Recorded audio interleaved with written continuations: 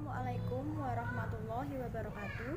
Saya Mesita Artalastari dari kelas akuntansi 4 pagi A, NPM 0518028022941. Di sini saya akan menjelaskan materi tentang ekuitas pemegang saham 2, stockholders equity, laba ditahan atau bisa disebut juga dengan laba tidak dibagi. Di sini saya akan mencoba menjelaskan tentang laba ditahan atau bisa disebut juga dengan laba tidak dibagi.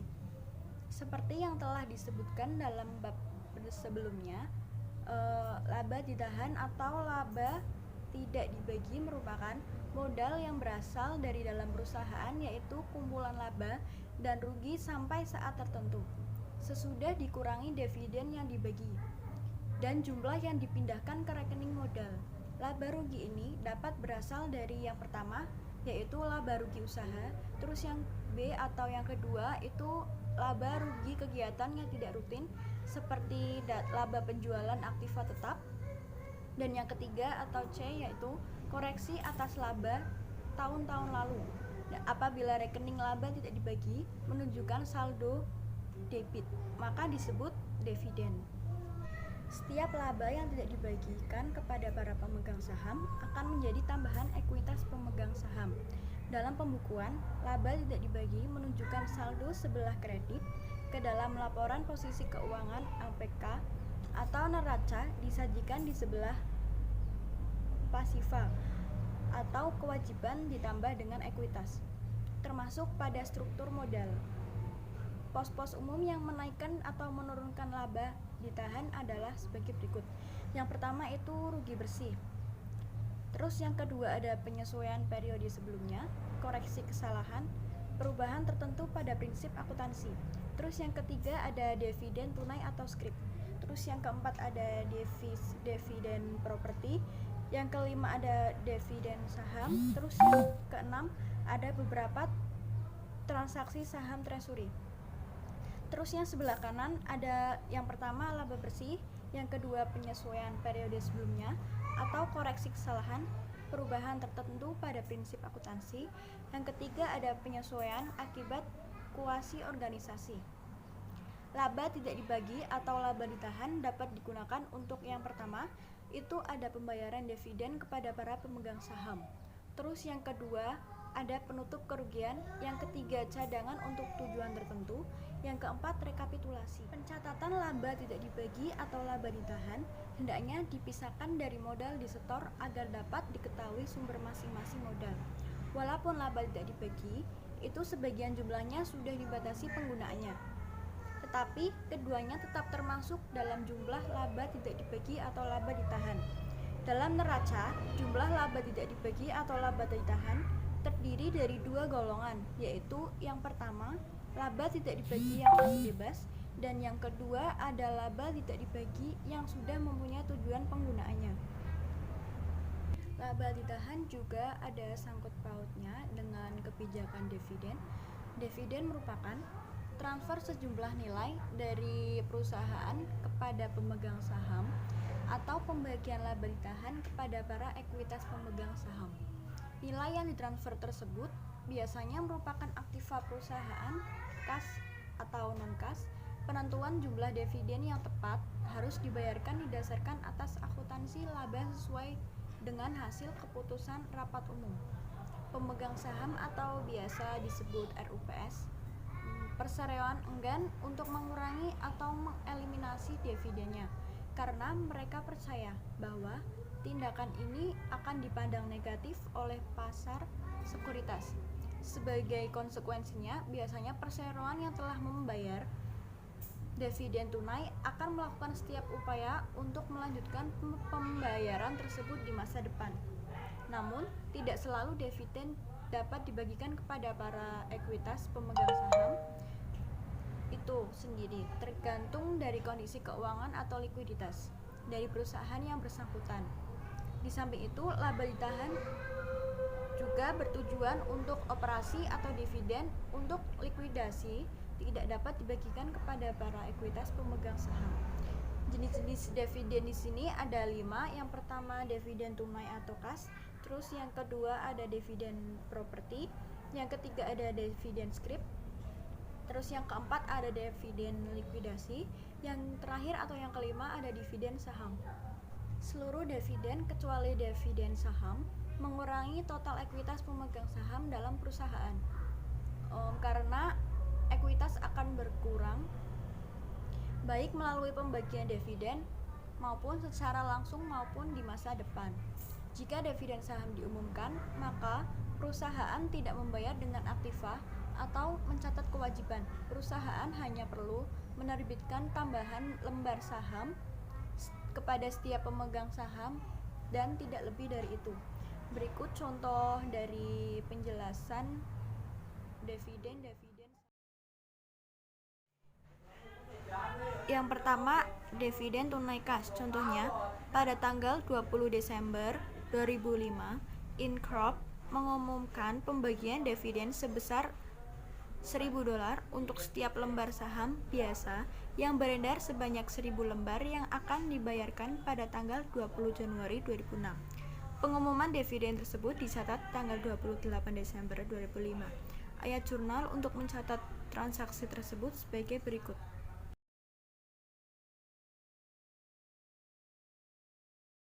Pada tanggal 20 Desember 2005 itu ada transaksi pengumuman dividen. Jurnalnya, laba ditahan dividen kas sebesar 1 juta, terus yang hutang dividen kas sebesar 1 juta. Terus pada tanggal 28 Desember 2005 pencatatan dividen. Jurnal itu tidak ada jurnal pada tanggal 28 Desember 2005. Terus yang ketiga ada 20 Januari 2006, transaksinya pembayaran dividen. Jurnalnya, hutang dividen kas sebesar 1 juta dan kasnya sebesar 1 juta. Pada contoh dividen properti itu sendiri biasanya dalam bentuk surat berharga perusahaan lain yang dimiliki oleh perusahaan persediaan atau aktiva lainnya. Contoh, Milan Company mempunyai 10.000 lembar saham Torino Group dengan harga perolehan 1.100.000 pada tanggal 20 Desember 2005, diumumkan pembagian properti dividen untuk setiap lembar saham Milan Company beredar 5.000 lembar. Pengumuman dividen tersebut dicatat tanggal 28 Desember 2005 dan akan dibayarkan pada tanggal 20 Januari 2006. Ayat jurnal untuk mencatat transaksi tersebut sebagai berikut.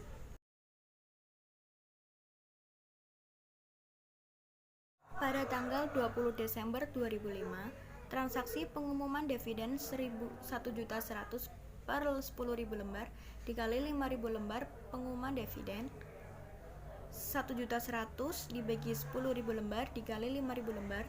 Jurnalnya, laba ditahan dividen properti $550 dan hutang dividen properti juga $550. Terus pada tanggal 20 Desember 2005, pencatatan keuntungan 5.000 lembar dikali 10. Jurnalnya, investasi saham PTX 50.000 dan keuntungan yang belum direalisasi sebesar 50.000. Dividen saham. Tujuan dividen saham untuk menahan laba secara tetap, yaitu dengan mengkapitalisir laba tidak dibagi dan dikreditkan modal saham. Ukuran dividen saham yaitu terdiri dari 2, dividen saham kecil dan dividen saham besar. Berikut contoh ilustrasi dividen saham.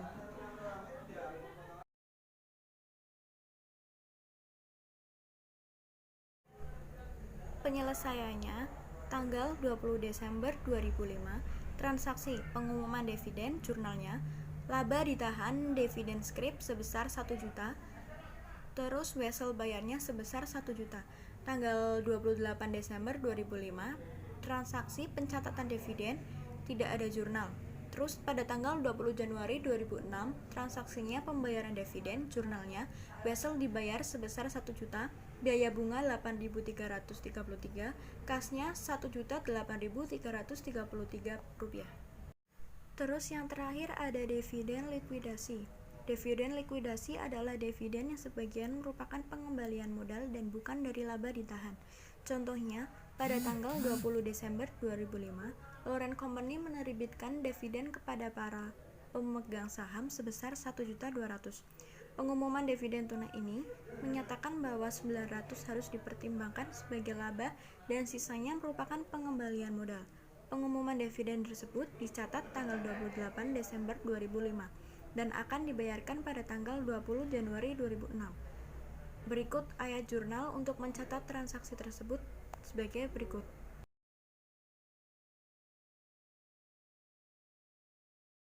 Pada tanggal 20 Desember 2005, transaksi pengumuman dividen jurnalnya laba ditahan sebesar 900.000, tambahan modal di setor 300 dan hutang dividen sebesar 1.200.000. Tanggal 28 Desember 2005, transaksinya pencatatan dividen jurnalnya tidak ada jurnal. Pada tanggal 20 Januari 2006, pembayaran dividen hutang dividennya 1.200.000 dan kasnya 1.200.000. Dividen saham. Tujuan dividen saham untuk menahan laba secara tetap, yaitu dengan mengkapitalisir laba tidak dibagi dan dikreditkan modal saham. Ukuran dividen saham yaitu terdiri dari dua, dividen saham kecil dan dividen saham besar. Berikut contoh ilustrasi dividen saham. Di sini ada contoh transaksi pada dividen saham biasa. Bisa dilihat. Divisi saham dicatat besar nilai nominal pada saat saham dibagi. Terus yang ketiga, divisi saham dicatat sebagai harga jual sahamnya sehingga jumlah agio disagio sama.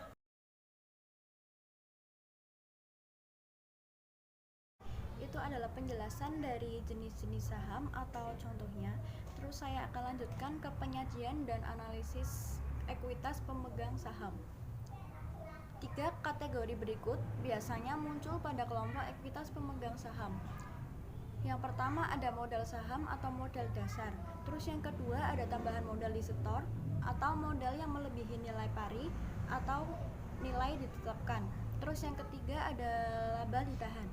Dua kategori yang pertama yaitu modal saham dan tambahan modal pasar atau di setor merupakan modal kontribusi atau di setor. Sementara laba ditahan merupakan laba yang diperoleh perusahaan. Ketiga kategori tersebut dilaporkan dalam bentuk ikhtisar pada laporan posisi keuangan atau neraca perusahaan.